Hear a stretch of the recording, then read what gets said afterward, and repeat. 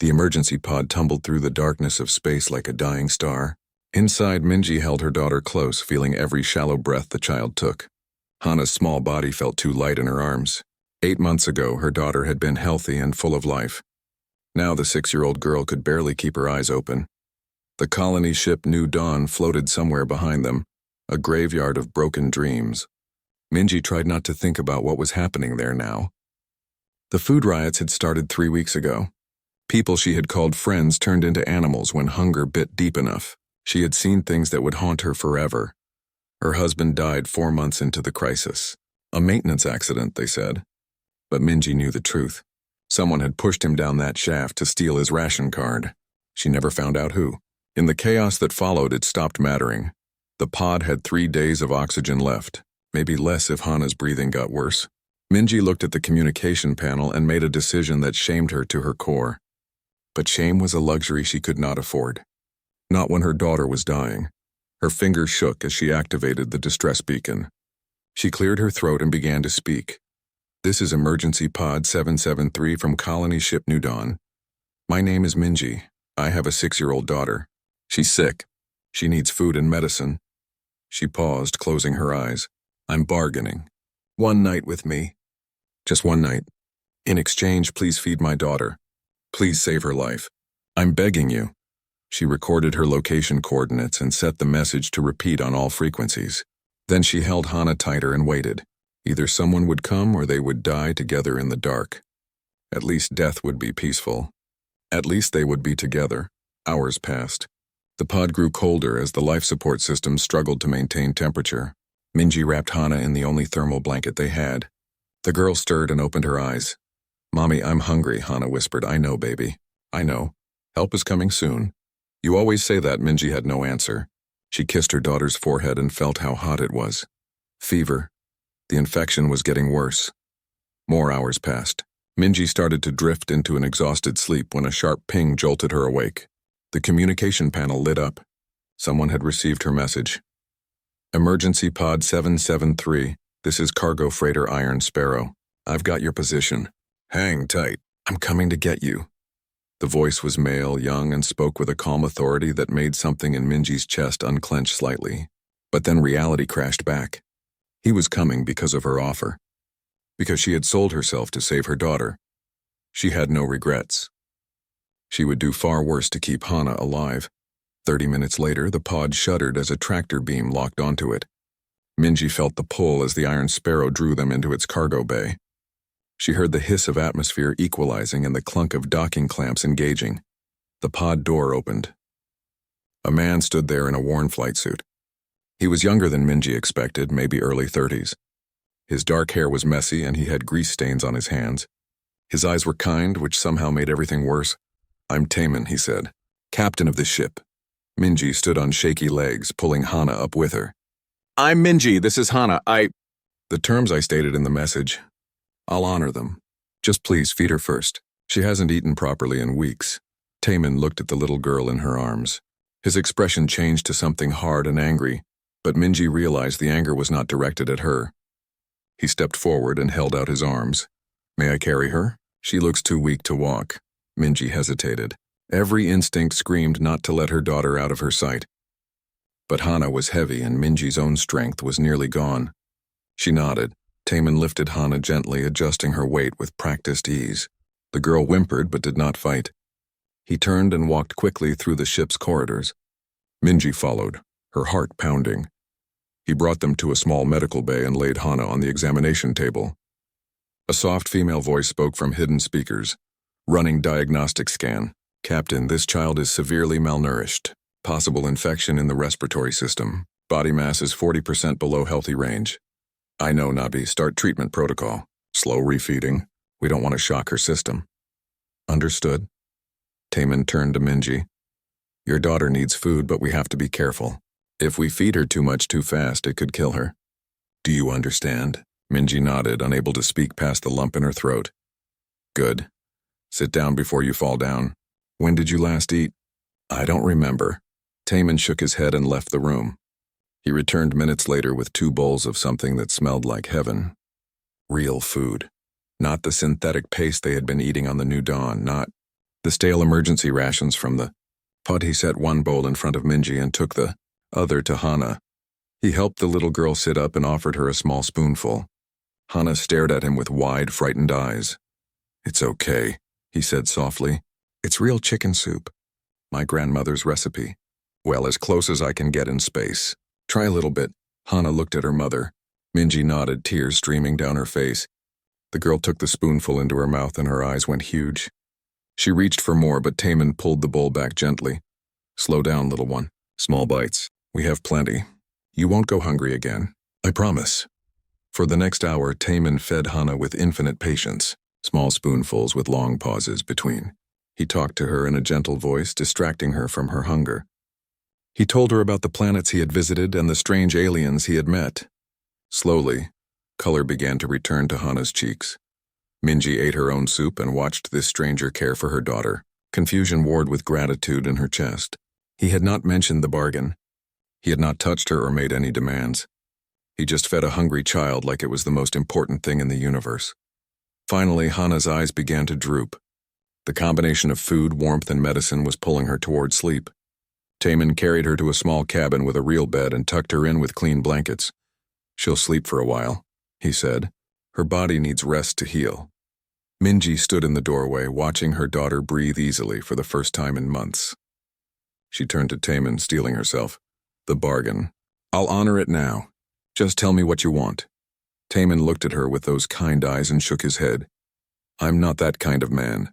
Get some rest. We'll talk in the morning." He walked away, leaving Minji standing alone in the corridor, more confused than she had ever been in her life. Minji did not sleep. She sat beside Hana's bed through the night, watching her daughter breathe.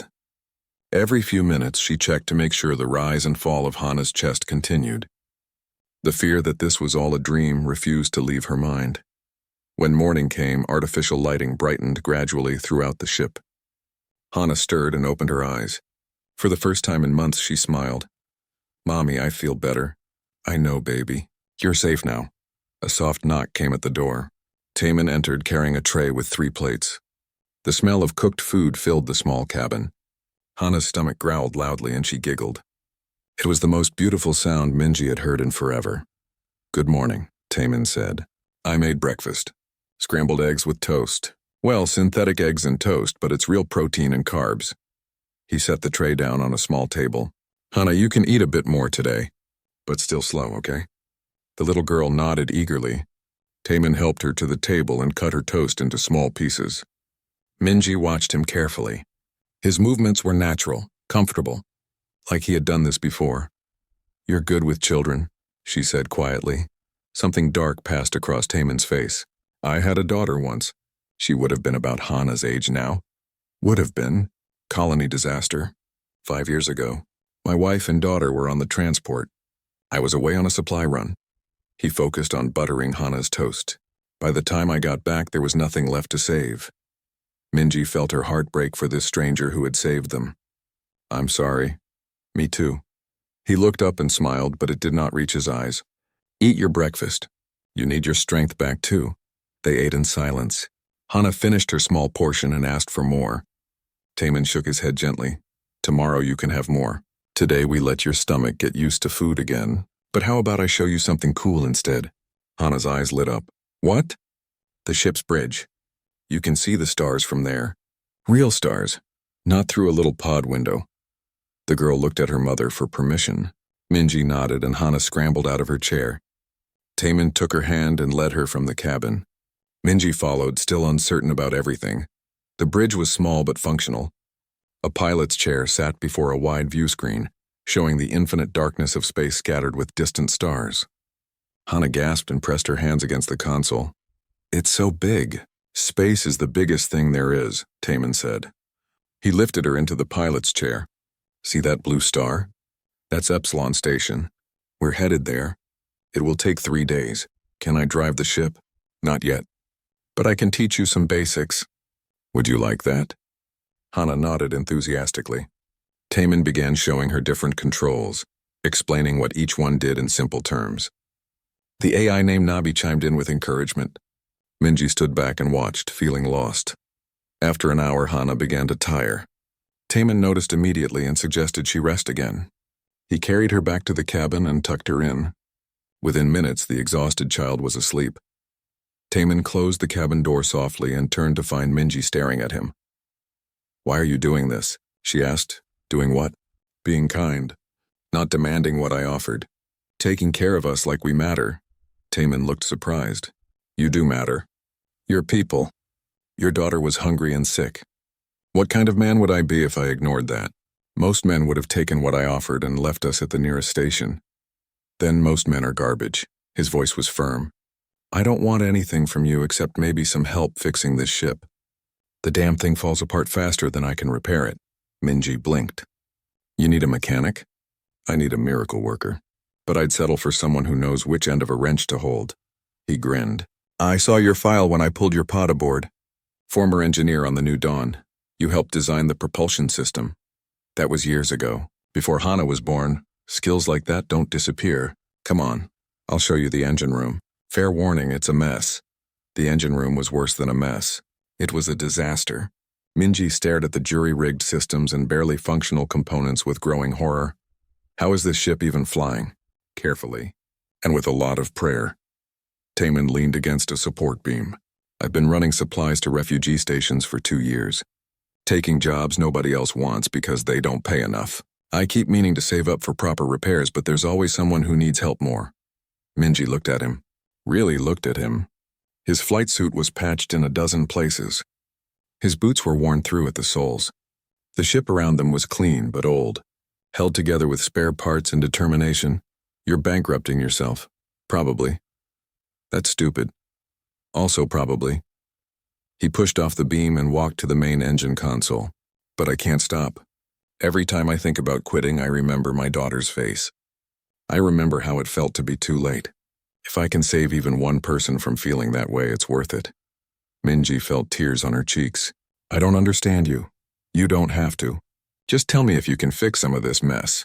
I'll pay you. Not much, but fair wages. And you and Hana can stay on the ship as long as you need." "Why would you do that?" Taman looked at her with those impossibly kind eyes. "Because everyone deserves a second chance. Because your daughter shouldn't suffer for the universe's cruelty. Because someone has to give a damn, and it might as well be me." Something broke inside Minji. All the fear and shame and desperation of the past months came pouring out. She sank to the floor and sobbed. Great, heaving cries that she had held back for so long. Taman sat down beside her. He did not touch her, did not try to make her stop. He just sat there present and patient until the storm passed. "I'm sorry," she gasped when she could speak again. "Don't be. You're allowed to feel things. You've been through hell. I was going to sell myself. I was ready to do anything. You were ready to sacrifice everything for your daughter. That's not shameful. That's love." He handed her a clean cloth to wipe her face. "But you don't have to sacrifice anymore, not here. Not with me." Minji wiped her eyes and looked around the broken engine room. "I can fix this. Most of it, anyway. It will take time, but I can do it. Take all the time you need. We're not in a hurry." Over the next few hours, Minji lost herself in the work. It felt good to use her skills again, to solve problems that had clear solutions. Taman worked beside her, following her instructions without question. Despite his claims of incompetence, he was actually quite skilled with repairs. They worked until Nabi's voice interrupted them. "Captain, Hana is awake and asking for her mother." Minji dropped her tools and ran to the cabin. Hana sat up in bed looking worried. "Mommy, I had a bad dream. I thought you left." "Never, baby. I'll never leave you." Minji climbed onto the bed and held her daughter close. "I was just helping Taman fix the ship." "The man is nice," Hana said. "I like him." "Me too," Minji admitted softly. That night, Taman made dinner for all three of them. They ate together in the small galley, and for the first time since the new dawn started dying, Minji felt something like hope. The Galactic Council chamber floated in the darkness between stars, a massive station where 100 different species came to argue about the fate of trillions. Today's session focused on a problem that had become all too common: another human colony in distress. Velroth clicked his mandibles in irritation as he reviewed the data. The Insectoid Council member had little patience for the weakness of mammalian species. His compound eyes scanned the report on the colony ship New Dawn. Another human failure, he announced to the assembled council. Their colony ship has been stranded for 8 months. Life support is failing. They are requesting immediate rescue operations. Quinmar, the reptilian security chief, hissed softly. Her scales rippled with the colors of concern. How many survivors? Last. Communication indicated 237. However, that was 3 weeks ago. The number is likely lower now. A holographic display showed the new dawn tumbling slowly through space. Its lights flickered weakly. Debris floated around it, the remnants of escape pods and jettisoned cargo. The ship is in the outer rim, Velroth continued. Rescue operations would cost approximately 4 million credits. The humans have no way to repay such an expense. So we let them die? The voice came from Jiho, the human ambassador. He stood from his seat, his face tight with controlled anger. 200 people, children among them. We just abandoned them? We have protocols, Velroth said. Each species is responsible for their own colonial ventures. If humans continue to expand beyond their capability to maintain safety, that is not the Council's burden. Jiho's hands clenched into fists. We're talking about lives, real people with families and dreams. We are talking about resources, Quinmar said, her voice more gentle than Velroth's, but no less firm. The Council has limited funds. Every credit spent on one crisis is a credit unavailable for another. We must consider the greater good. The greater good? Jiho looked around the chamber at the dozens of alien faces watching him. Is that what we call letting people die now? An elderly counselor from the methane world spoke, his voice translated through a communication device. Ambassador Jiho, we understand your emotional response. However, statistics show that human colonies fail at a rate 3 times higher than any other species. Your people expand too quickly, take too many risks, and lack the physiological resilience for deep space. Maybe we're not as tough as you, Jiho admitted. Maybe our bodies break easier and our ships fail more often, but we try. We keep trying. Doesn't that count for something? Velroth's mandibles clicked dismissively. Trying without success is merely repeated failure. Perhaps humans should accept their limitations and remain in their home system. That's not going to happen. Then these disasters will continue, and each time you will ask the Council to clean up the mess. Velroth tapped a claw on his console. I motion to designate Sector 77 as a no-rescue zone. Any human vessels that enter do so at their own risk. The Council will not expend resources on future disasters in that region. Several councilors voiced agreement. Jiho felt sick. He knew the motion would pass. The Council had grown tired of human problems. To them, humanity was like a child that kept touching hot stoves and then crying about burned fingers. The vote came quickly. 73 in favor, 22 against, 14 abstentions. Sector 77 was now a dead zone. Anyone who went there and got in trouble would face that trouble alone. Jiho left the chamber and went to his private office. He stared out at the stars and felt the weight of failure pressing down on him. His communication console beeped. A personal message encrypted. He opened it and saw Taemin's face. His old friend from the academy, back when Jiho had dreams of being a rescue pilot instead of a politician. Jiho, I know you're probably busy with council stuff, but I need to give you a heads up. I picked up survivors from the New Dawn, a woman and her daughter. They were in bad shape, but they're recovering. Jiho sat up straighter. Taemin, the council just voted to make that sector a no-rescue zone. On the recording, Taemin continued, unaware of what had just happened. I'm going back for the others. There are over 200 people still on that ship. I can't carry them all, but I can make multiple trips. I've got Minji helping me retrofit the cargo hold. We think we can manage 20 people per run. No, Jiho whispered to the empty room. Don't do it. I know what you're going to say, Taemin's recording continued. That it's illegal to run rescue ops without council authorization. That I could lose my license. But Jiho, there are kids on that ship. I can't just leave them. You know I can't. The message ended. Jiho immediately tried to call back, but the Iron Sparrow's communication system was offline. probably because Taman knew exactly what Jiho would say and didn't want to hear it. Jiho pulled up Taman's file. His friend had been one of the best pilots in their class. After his family died, Taman had gone independent, taking jobs that barely paid enough to keep his ship running. Jiho had watched from a distance as his friend slowly bankrupted himself helping strangers. Now Taman was going to throw away everything. If he went into that no-rescue zone and brought back survivors, the council would strip his license. They would confiscate his ship. They might even prosecute him for violating council directives. Jiho thought about calling council security, ordering them to stop Taman before he did something stupid. But he couldn't, because deep down, Jiho knew that Taman was doing the right thing. The council was wrong. The vote was wrong. Everything about this situation was wrong. He just didn't know how to fix it. In another part of the station, Velroth reviewed reports on human activity. The species confused him. They were physically weak, emotionally unstable, and prone to making illogical decisions. Yet they kept spreading through the galaxy like some persistent fungus. What Velroth didn't understand was why. Why did humans keep trying when they failed so often?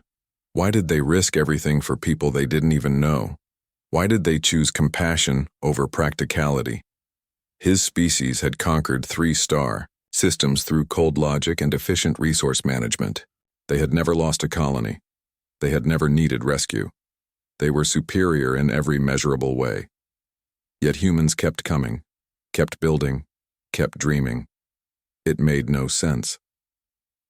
Quinmar entered Velroth's office without announcing herself. You were harsh with the human ambassador. I stated facts. You stated statistics. Facts and statistics are not the same thing. She settled into a chair, her tail coiling beneath her. My species has been in space for 10,000 years. We have seen many young races reach for the stars. Most fail, some succeed. Do you know what separates the two groups? Superior technology and planning. No, stubbornness. She smiled, showing rows of sharp teeth. The races that make it are the ones too stupid to quit when logic says they should. Humans have that quality in abundance. You think they will succeed? I think they will surprise us. They always do. Quinmar stood to leave. Besides, we need more diversity in the galaxy. Too much logic makes us brittle. Humans remind us that emotion and compassion have their own kind of strength. Velroth clicked his mandibles doubtfully. But after she left, he found himself pulling up human history files. Wars and disasters, yes, but also acts of staggering bravery and sacrifice. Individuals who gave everything to save strangers. Communities that rebuilt from ashes again and again. Perhaps there was something to learn here after all. Back on the Iron Sparrow, Taman worked through the night with Minji, preparing the cargo hold for passengers. Hana slept peacefully in her cabin, unaware that her future was being decided by people who had never met her. The galaxy was vast and often cruel, but scattered throughout it were individuals like Taman who refused to let cruelty have the final word. They were not powerful. They were not particularly important, but they gave a damn. And sometimes that was enough. 3 days into their journey to Epsilon Station, the Iron Sparrow had become something unexpected. A home. Hana woke each morning with more energy than the day before. Her cheeks had color now. Her eyes sparkled with curiosity instead of fever. She followed Taman everywhere, asking endless questions about how the ship worked. Why do stars twinkle? That's actually the light moving through different types of space dust and gas. Why is space black? Because there's nothing there to reflect light. It's empty. Why is empty black and not white? Taman laughed. That's actually a really good question. I'm not sure I know the answer. Minji listened to these conversations while working in the engine room. She had spent the past 3 days taking apart and rebuilding major systems. The work was challenging and satisfying. For hours at a time, she forgot about the nightmare of the new dawn. She forgot about the shame of the bargain she had tried to make. She only remembered when she looked at Taman and wondered why he had refused her offer. On the morning of the 4th day, Minji discovered something that made her stop working. She found maintenance logs buried in the ship's computer. Taman had been skipping meals. Not every day, but often enough to stretch his food supplies further. He had been feeding them properly while eating half rations himself. She found him on the bridge reviewing navigation charts. Hana sat in the co-pilot's chair, learning how to read the star maps. "Taemin, can I talk to you privately?" He looked up. Something in her voice made him nod immediately. "Hana, keep studying that map." "I'll be right back." He followed Minji to the galley. She pulled up the maintenance logs on a small screen and turned it toward him. "You've been starving yourself to feed us." He shrugged. "I've been eating enough. Just smaller portions." "Why?" "Because you and Hana needed proper food to recover. I'm already healthy. I can handle smaller portions better than you can." Minji felt something hot and painful in her chest. "You're bankrupting yourself. You're starving yourself. You're falling apart. Why would you do this for strangers?" Taemin leaned against the counter. He was quiet for a long moment. When he spoke, his voice was soft. 5 years ago, I was on a supply run to the outer colonies. My wife Sora and my daughter were on a transport to meet me at the destination. There was an accident. A navigation error sent their ship into an asteroid field. By the time anyone realized what happened, it was too late. He paused, his jaw working. I got there 6 hours after it happened. 6 hours. If I had been faster. If I had checked in earlier. If I had just been there, maybe I could have saved them. That wasn't your fault, I know. My brain knows that. But my heart doesn't care. He looked at her directly. For 2 years after they died, I didn't care about anything. I took the worst jobs, the most dangerous routes. Part of me wanted to die, but I was too much of a coward to do it directly. What changed? I found a family stranded in a broken shuttle. Parents and 3 kids. They were going to die if someone didn't help them. I almost flew past. Almost left them. But then the youngest kid came on the communication channel. She sounded exactly like my daughter. Same voice, same way of talking. Taemin smiled sadly. I saved them. Brought them to safety. And for the first time since Sora died, I felt something other than pain. I felt like maybe I could matter again. Maybe I could stop other people from feeling what I felt. Minji found tears running down her face. So you've been running yourself into the ground ever since? Pretty much, yeah. That's the stupidest, most beautiful thing I've ever heard. He laughed. It was a real laugh, surprised and genuine. I've never heard it described quite that way. Minji wiped her eyes. I fixed most of your major engine problems. But I found something else. Your fuel converters are about to fail completely. When they do, this ship won't be able to run at all. I know. I've been trying to save up for replacements. How much do you have saved? About 15% of what I need. And you were going to keep flying until the ship died completely? That was the plan, yes, Minji shook her head. You're impossible. You save everyone except yourself. I don't need saving. I'm fine. You're not fine. You're broken and hurting and you hide it by giving everything away. She stepped closer to him. But I see you. I see what you're doing. And I'm not going to let you destroy yourself. You can't stop me. Watch me. She pulled up a schematic on the screen. I can rebuild your fuel converters using parts you already have. It won't be pretty and it won't be perfect, but it will work. It will buy you another year, maybe more. Taemin stared at the schematic. That's not possible. I had 3 engineers look at those converters. They all said I needed full replacements. They were wrong, or they were trying to overcharge you. Probably both. Minji started pointing at different components. See here and here? We can bypass these sections, reroute the flow through secondary channels, and use these old parts from your storage. It will take me about a week of work, but I can do it. Minji, I can't ask you to do that. You're not asking. I'm telling you. You gave us life. You gave us hope. This is how I pay you back. Something shifted in Taemin's expression. He looked at her like he was seeing her for the first time. You don't owe me anything. I know. I'm not doing this because I owe you. I'm doing it because I want to. Because someone needs to take care of you while you're busy taking care of everyone else. A sound made them both turn. Hana stood in the doorway holding a piece of paper. She had drawn a picture with markers she had found somewhere on the ship. 3 stick figures holding hands. 1 tall, 1 medium, 1 small. Look what I made, she said proudly. It's us. We're a family now. Taemin's breath caught. He knelt down to Hana's level. That's a beautiful picture. Can we keep it? Can you put it somewhere? He took the drawing gently, like it was made of glass. I'll put it right on the bridge console. That way I can see it all the time. Hana beamed. She ran to him and threw her arms around his neck. I love you, Taemin. He hugged her back and Minji saw tears on his cheeks. I love you too, little one. That afternoon, Taman mounted Hana's picture on the bridge console, right where he could see it while flying. Minji stood beside him, and without thinking, she took his hand. He looked at her in surprise, but he didn't pull away. We're really doing this? She asked. Becoming a family? I don't know, are we? I think we already have. That evening, they ate dinner together as they had every night. But this time it felt different. More solid, more real.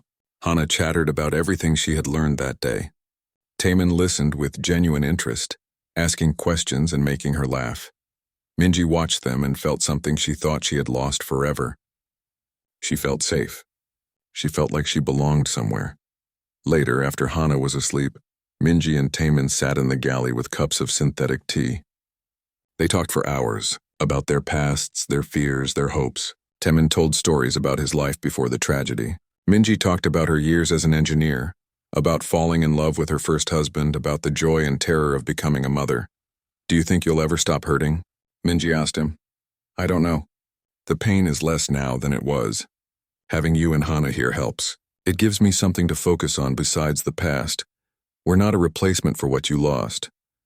I know, and I'm not trying to replace them. But maybe we can be something new, something good. Minji set down her cup and made a decision. She reached across the table and took both of his hands. Thank you for saving us. Thank you for being kind when you didn't have to be. Thank you for showing Hana that there are still good people in the universe. You don't have to thank me. Yes, I do. Because you gave us more than food and shelter. You gave us hope. You gave us a reason to believe things can get better. Taman smiled. It reached his eyes this time, genuine and warm. Then you're welcome.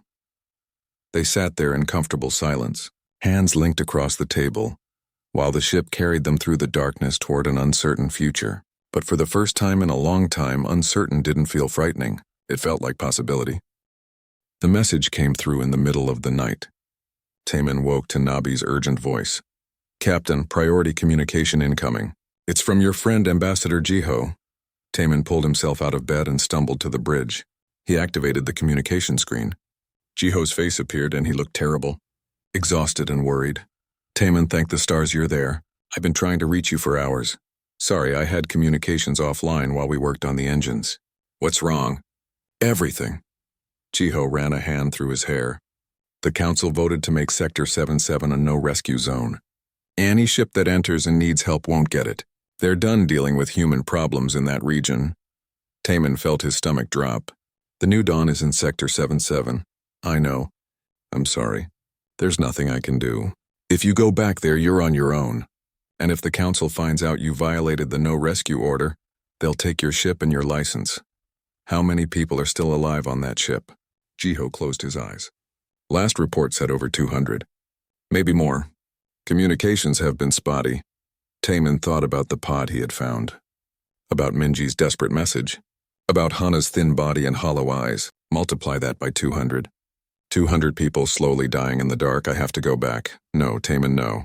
You can't save them all. Your ship can't hold that many people. I can make multiple trips. That will take weeks. You don't have the resources for that many runs. And the moment you bring the first group to a station, the council will know what you're doing. They'll stop you. So I should just leave them? Let them die? I don't know. Jiho's voice broke. I don't have a good answer. I wish I did. But if you do this, you lose everything. Your ship, your career, maybe even your freedom. They could prosecute you. There are children on that ship, Jiho, kids like Hana. How can I leave them? How can you save them? Tell me the plan. Tell me how one small cargo ship with a crew of one carries 200 people to safety. Taman had no answer. He ended the call and sat in the pilot's chair, staring at Hana's drawing on the console. 3 stick figures holding hands. He heard soft footsteps behind him. Minji stood in the doorway wearing an oversized sleep shirt. She must have heard the conversation. You're thinking about going back, she said. How can I not? By being smart. By thinking about Hana and me. By not throwing your life away on an impossible task. She came and sat in the co-pilot's chair. I know what's on that ship. I know exactly how bad it is. Those people are probably already dead. But what if they're not? Then they die anyway just a few weeks later. You can't carry 200 people. Your ship isn't big enough. I can retrofit the cargo hold. Make multiple trips. With what resources? Where will you get food and life support for that many people? How will you pay for fuel? Minji's voice was hard. I've done the math. It's impossible, so I should just leave them. Yes, you should save yourself. Save us. We're real and we're here and we need you. Taemin looked at her. If it was you and Hana still on that ship, and someone could save you but it was risky and expensive and probably impossible, what would you want them to do? Minji opened her mouth, closed it. Looked away. Exactly, Taemin said. I hate you right now. I know. They sat in silence. Finally, Minji spoke again. If you're going to do this, you need help. Real help, not just good intentions. What kind of help? Me, my engineering skills. We need to completely redesign the cargo hold for maximum capacity. We need to calculate precise resource requirements. We need a plan that's more than just hope and stupidity. I thought you said it was impossible. It is impossible. But impossible just means no one has figured out how yet. She pulled up schematics on the console. I've been thinking about this since Jiho called. If we strip out all unnecessary equipment, we can fit 30 people in the cargo hold. Maybe 35 if they don't mind being uncomfortable. That's more than I thought possible. It's still not enough. 7 runs minimum, probably 8. Each run takes 5 days round trip. That's over a month of operations. We'll run out of supplies. What if we stock up at Epsilon Station? Buy everything we need before we start? With what money? You're broke, remember? Taemin thought hard. I have something valuable. The Iron Sparrow herself. I can mortgage the ship. If you do that and fail, you lose the ship anyway. If I do nothing, I lose myself. He looked at her. I can't be the kind of person who leaves people to die when I could help. Even if it cost me everything. Minji stared at him for a long moment. Then she laughed. It was a bitter, broken sound. You're the stupidest man I've ever met. And the best, she stood up. Fine, we do this. But we do it smart. We plan every detail. We don't rush in like heroes. We calculate and prepare and give ourselves the best possible chance, Kunozor. Agreed. And if at any point it becomes clear we're going to fail, we save ourselves. We don't all die together out of stubborn pride. Deal? Deal. They spent the rest of the night planning. Minji pulled up detailed schematics and started redesigning the cargo hold. Taemin calculated supply requirements and fuel costs. The numbers were brutal, but not quite impossible. In the morning, Hana found them still working. She climbed into Taemin's lap without saying anything. He wrapped his arms around her. You're going back to the bad ship, she said quietly. Yes. To save people like me and Mommy. Yes. Will you come back? Taemin hugged her tighter. I'm going to try as hard as I can. Promise? He wanted to promise. Wanted to tell her everything would be fine. But he couldn't lie to her. I promise I'll do everything possible to come back to you. That's the best I can do. Hana was quiet for a moment. Then she squirmed around in his lap to look at him directly. Mommy says you're a good man, like the heroes in stories. Heroes always come back. Sometimes they don't, sweetheart. Then they're not real heroes. Real heroes come back because people need them. She touched his face with her small hand. I need you, so you have to come back. Taemin felt his heart break and heal at the same time. Okay, then I'll come back. At Epsilon Station, Taemin mortgaged the Iron Sparrow for every credit it was worth. The bank officer looked at him like he was crazy when he explained what he needed the money for. Sir, you understand that if you fail, we take possession of the ship. I understand. And you're doing this for people you don't even know? Yes. The officer shook his head but processed the paperwork. Taemin walked out with enough credits to buy supplies for 8 rescue runs. Maybe 9 if they were very careful. Minji had already started ordering supplies. Food, water, medical equipment, temporary life support units. Everything they would need to keep people alive during the trips. A station engineer she had hired looked at their cargo hold plans and whistled. This is brilliant. Uncomfortable as hell, but brilliant. You might actually pull this off. Might isn't good enough, Minji said. Show me where the design is weak. They spent 3 days modifying the ship. Minji worked 20-hour days, stopping only when Taemin forced her to eat or sleep. Hana helped where she could, bringing tools and keeping them company. On the 4th day, they were ready. The cargo hold had been transformed into a transport pod. Cramped but functional. They had supplies loaded.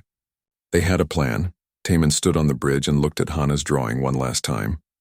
Then he set course for Sector 77 and the dying ship New Dawn. Minji stood beside him. She had insisted on coming. Nabi would watch Hana at the station, but Minji refused to let Taemin go alone. This is crazy, she said, completely. We're probably going to fail. Probably. But we have to try. Yes. She took his hand. He squeezed back. The Iron Sparrow jumped to faster than light speed, carrying 2 people toward an impossible task. Behind them, Hana waited and prayed to any god who would listen that her family would come home. The new dawn looked worse than Minji remembered. The colony ship drifted through space like a corpse, its lights barely flickering. Debris surrounded it, the remains of escape pods and desperate attempts at evacuation. Life signs? Taemin asked. Nabi's voice came through the speakers. Detecting 147 life signs, down from the expected 200 plus. Captain, many of those readings are weak. 147. That meant over 80 people had died in the week since Minji escaped. She felt sick. Where are the strongest concentrations? Section C, lower decks. Appears to be the children's quarters. 34 juveniles, 8 adults. Taemin looked at Minji. She nodded. They had agreed. Children first, always. Docking with the new dawn was dangerous. The ship's systems were failing randomly. Airlocks might not work. Sections might decompress without warning. Taemin brought the Iron Sparrow close slowly, using only manual controls. Docking clamps engaged. Airlock connection stable. For now. They put on environmental suits. Minji checked Taemin's seals twice. He did the same for her. Then they entered the new dawn through the airlock. The smell hit them even through their suit filters. Death and decay and human waste. Emergency lighting cast everything in red. It was like entering hell. They moved through the corridors carefully. Twice they had to bypass sections that had lost atmosphere. Once they found bodies floating in a compartment. Minji tried not to look at their faces. The children's section was in better condition than the rest of the ship. Someone had barricaded the doors and was rationing the remaining life support to this area. Smart. Taemin knocked on the reinforced door. A voice called out from inside, "Go away. We have weapons. My name is Taemin. I'm here to evacuate you. I have room for 40 people. Children and guardians first, silence. Then, how do we know you're real? How do we know this isn't a trick?" Minji stepped forward. "My name is Minji. I was an engineer on this ship. I escaped 3 weeks ago with my daughter. This man saved us. Now we're here to save you." More silence. Then the sound of locks disengaging. The door opened a crack. A woman's face appeared, gaunt and suspicious. Her eyes widened. "Minji, you're alive?" "Yes, and you can be too. But we need to move fast. This ship doesn't have much time left." The woman opened the door fully. Behind her, Minji saw the children. So many children. Thin, scared, dirty, but alive. 8 adults stood guard over them, makeshift weapons in hand. One of the adults was Mr. Park, the former head of security. He looked at Taemin's suit at the ship designation on the shoulder. "Independent cargo hauler. You're not with the council?" "No, just someone who gives a damn." Mr. Park laughed. It was a broken sound. "The council abandoned us. Declared this sector a no-rescue zone. We've been waiting to die." "Not today," Taemin said. "Today you live. But we need to move now. My ship can take 40 of you. That's all the children plus guardians. I'll come back for the others." "Come back? From where?" "Epsilon Station. 5-day round trip. I'll make as many runs as it takes." One of the women started crying. "You're really here. You're really saving us. I'm trying, but we need to move now." Getting 40 people through the damaged ship was a nightmare. 2 children were too weak to walk. Taemin carried one. Minji carried another. The journey that had taken them 20 minutes took over an hour with the group. Halfway back, alarms started blaring. A section ahead began decompressing. Taemin rerouted them through maintenance tunnels. Tight spaces. Dark. Several children panicked. Mr. Park and the other adults kept them calm with quiet words and steady hands. They reached the Iron Sparrow and began loading people into the modified cargo hold. It was cramped exactly as planned. People would be uncomfortable but alive. The last child was boarding when Taemin felt something slam into his back.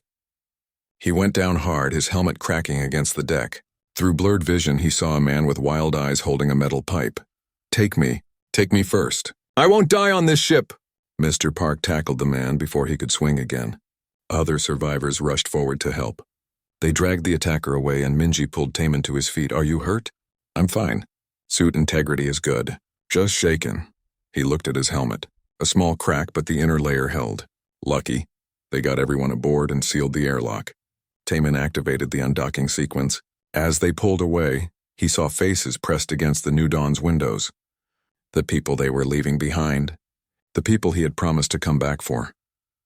"I'll be back," he said to them, though they couldn't hear. "I promise." The trip to Epsilon Station took longer than expected.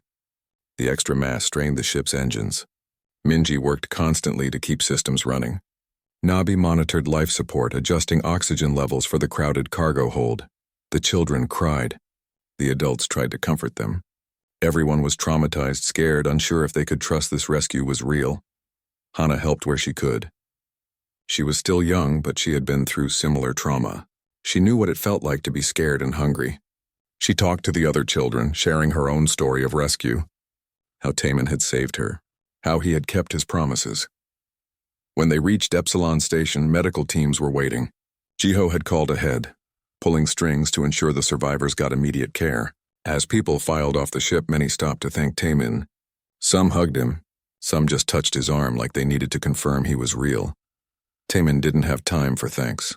He had to refuel, restock supplies, and get back to the New Dawn. 107 people still waited.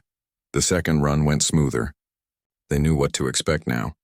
Taman and Minji moved faster, more efficiently. They brought back 38 more survivors. The third run, the ship's reactor began failing. Minji worked miracles keeping it stable. The fourth run, they encountered hostile survivors who had claimed a section of the ship. Mr. Park, who had insisted on returning to help with evacuations, talked them down, convinced them to cooperate. By the fifth run, Taman was exhausted. His injured back from the pipe attack throbbed constantly. Minji forced him to take pain medication. They brought back 29 people. The sixth run almost killed them. A hull breach nearly sucked Minji into space. Taman caught her at the last second, his arm nearly dislocating from her weight. They both survived, but barely. 47 people remained on the New Dawn, then 33. Then 19. On the eighth run, with only 12 people left to evacuate, the New Dawn's reactor went critical. Alarms screamed. Red lights flashed everywhere. "We have 10 minutes, Nabi announced. Possibly less. Taman and Minji ran through the dying ship. The 12 survivors were waiting at the airlock, ready to go. But as they reached them, a support beam collapsed, blocking the path. "Go around," Minji shouted. "Section D maintenance tunnel." They rerouted. 8 minutes left. The ship shuddered. Secondary explosions rocked the corridors. 5 minutes left. They reached the airlock. Started loading people. 3 minutes. Everyone was aboard except one elderly man who moved slowly. Taman went back for him, half carrying him to the ship. 2 minutes. The man stumbled. Taman lifted him completely, running now. 1 minute. They crashed through the airlock. Minji slammed the door shut and activated the emergency undocking sequence. The Iron Sparrow broke away from the New Dawn with seconds to spare. Behind them, the colony ship exploded. A brief sun in the darkness. Then nothing but debris. Taman sat on the floor of the airlock, breathing hard.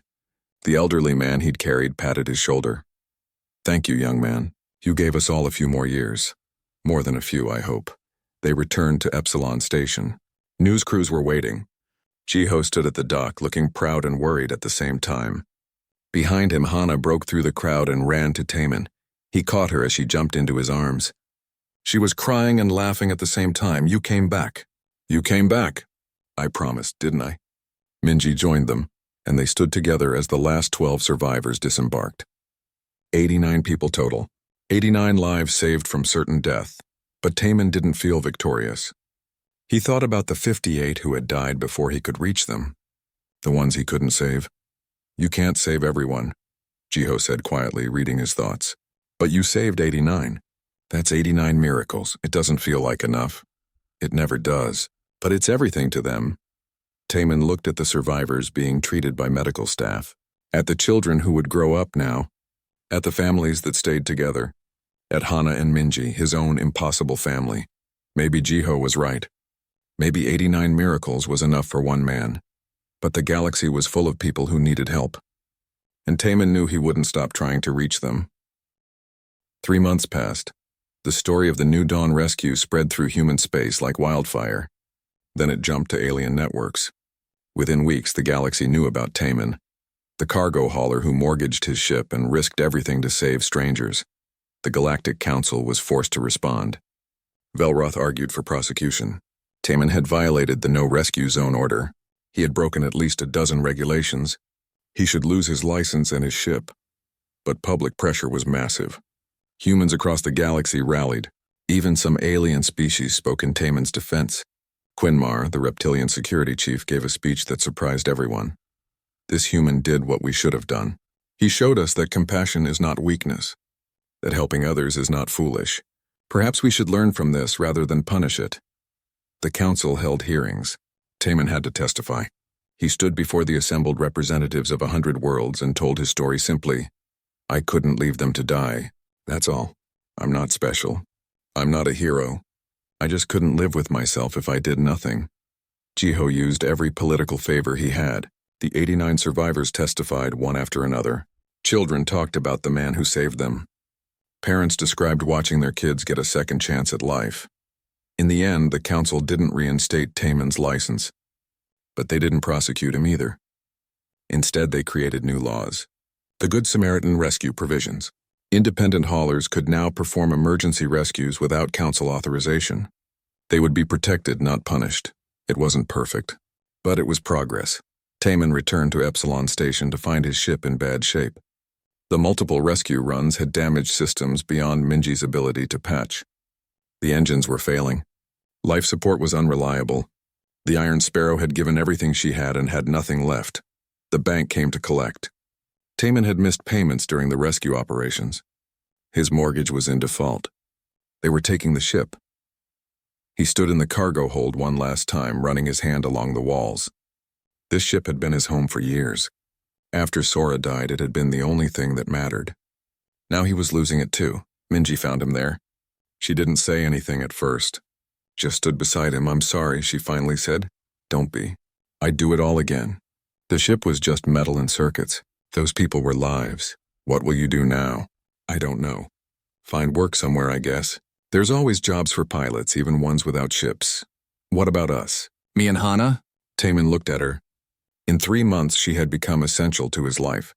Her laughter, her intelligence, the way she called him out when he was being stupid. And Hana, who had filled a hole in his heart he thought would stay empty forever. What about you? I got offered a job. Chief engineer position at the new settlement on Area 5. Good pay, good benefits. A real home. That's wonderful. You should take it. I want to. But I need a co-engineer. Someone good with people. Someone who knows how to keep systems running against all odds. Someone crazy enough to try impossible things. Taman stared at her. Are you offering me a job? I'm offering you a partnership. Equal shares. We build something together. Not just an engineering business. A family. Minji, I'm broke. I have nothing to offer. You have everything to offer. You have heart and courage and the most annoying sense of honor I've ever encountered. You have Hana's love and my respect. That's not nothing. Before Taman could respond, Hana came running into the cargo hold. Behind her came a crowd of people. The survivors from the New Dawn. All 89 of them. Mr. Park stepped forward. We heard about the ship. Heard the bank is taking it. Yeah, it's fine. I'll figure something out. We figured something out for you. He held out a datapad. We pooled resources. Everyone contributed what they could. It's not enough to buy a new ship, but combined with the settlement grants Minji's getting, it's a start. Taman looked at the numbers on the screen. His vision blurred with tears. This is too much. I can't accept this. You don't have a choice, said one of the mothers. You gave us our lives back. We're giving you the means to keep saving people. You're giving me a ship? We're giving you a future, Mr. Park said. You and Minji and Hana, you're family now. All of us are. Over the next weeks, plans came together. The settlement on Area 5 had contracted for a new rescue and recovery ship. With the survivors' contributions and Minji's engineering grants, they could afford to build it. Not a big ship. Not a fancy ship. But a good ship. A ship designed for saving lives, Hana insisted on naming it. She stood before the assembled group, serious and proud. It should be called the Second Chance. Because that's what Taman gave us. That's what we're giving other people. Everyone agreed construction took 6 weeks. Minji oversaw the design. Incorporating everything she had learned from keeping the Iron Sparrow running, Taman consulted on pilot requirements and rescue operations. The survivors helped with basic construction, grateful for the chance to give back. When the second chance was ready, it was smaller than the Iron Sparrow but more efficient. Better life support, stronger engines, expanded medical bay, a cargo hold designed specifically for emergency evacuations, and living quarters for 3. A family suite with separate rooms that connected to a shared common area. Hana decorated it with drawings. Minji filled it with books and tools.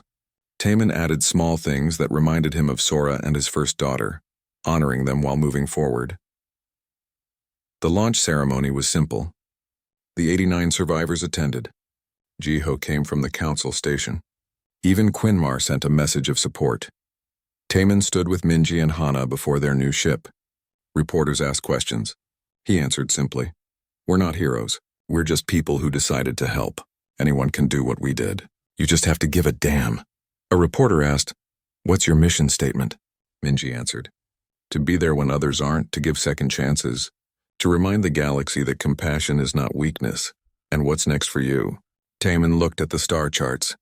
Distress signals came in every day. Ships in trouble. Colonies struggling. People who needed help. We go where we're needed. That night after the ceremonies ended, the 3 of them sat in their new common room. Hana was drawing another picture. Minji was reading engineering manuals. Taman just watched them, feeling content. "Thank you," he said quietly. Minji looked up. "For what?" "For forcing me to accept help. For not letting me be alone anymore. For being family. You gave us that first. We're just returning the favor." Hana finished her drawing and brought it over. It showed the second chance flying through space with stars all around. Inside the ship, visible through a window, were 3 stick figures holding hands. "This is us," she said. "We go everywhere together now." "Yes, we do," Taman agreed. Across the galaxy, the story of the New Dawn rescue was changing minds. Humans were still seen as fragile by many species, but that fragility was paired with unexpected strength. Not physical strength, not technological superiority, but the strength to care when caring was hard, the strength to sacrifice for strangers, the strength to keep trying when logic said to quit. Velroth, reviewing reports in his council office, found himself reading human history again. Wars and disasters, yes, but also countless acts of heroism, individuals who gave everything to help others. Communities that rebuilt from nothing again and again. Perhaps Quinmar was right. Perhaps humans did have something to teach the galaxy after all. On Aria 5, the second chance received its first distress call. A small transport had engine failure, 3 people aboard including an infant. They were 4 hours from life support failure. Taman looked at Minji. She nodded. He looked at Hana. She gave him a thumbs up, something he had taught her. Nabi, plot a course. Maximum speed, course plotted. Estimated arrival 3 hours. Then let's go save some lives. The second chance launched from the dock and accelerated into the darkness. Inside, a family worked together toward a common purpose. Not bound by blood, but by choice. By shared trauma and shared hope. By the simple decision to care about strangers. Behind them, Epsilon Station watched them go. Ahead, 3 people waited for salvation. And across the galaxy, more people would need help. Would send desperate messages into the void hoping someone would answer. Someone would, because Taman had learned something important. He couldn't save everyone. But he could save someone. And if everyone who could help did help, maybe the galaxy would be a little less dark, a little less cruel, a little more like home. That was enough. That was everything. Years later, when people asked Hana about her childhood, she would tell them about the day her mother made an impossible bargain, about the man who refused to accept it, about how he gave them not just food or shelter, but a future. She would tell them about becoming family in the darkness of space, about learning that home was not a place but people who chose to stand together. She would tell them about the second chance and the hundreds of people they rescued over the years, about how one small ship made a difference. But most importantly, she would tell them this: humanity's strength was not in being unbreakable. It was in breaking and choosing to help others anyway, in being scared and acting with courage anyway, in having every reason to give up and persisting anyway. That was what made humans special. Not power or technology or physical,